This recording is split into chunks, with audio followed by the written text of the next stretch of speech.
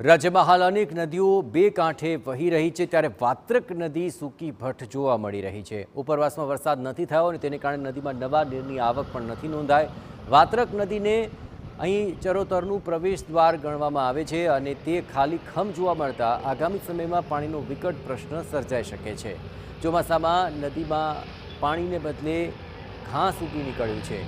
ચોમાસાના 2 મહિના વીતી ગયા છતાં નદીમાં નવા નીર નથી પહોંચ્યા। જો આગામી દિવસોમાં વરસાદ ન આવે અને નદીમાં નવા નીર ન પહોંચે તો નદી કાંઠે વસતા પશુપાલકોના પશુઓને ભારે મુશ્કેલી સર્જાઈ શકે છે।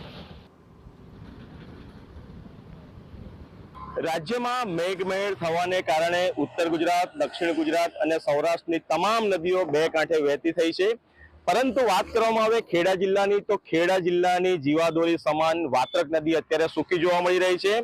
પશુપાલકો માટે જીવાદોરી સમાન આ નદી અત્યારે કોરી જોવા મળી રહી છે। પશુપાલકો અને ખેડૂતો ભગવાન પાસે અપેક્ષા રાખી રહ્યા છે કે જો ઉપરવાસમાં વરસાદ વરસે તો વાત્રક નદી પણ બે કાંઠે વહેતી થવાની શક્યતાઓ તેઓ જોઈ રહ્યા છે। ધર્મેન્દ્ર કપાસી, TV9 ખેડા।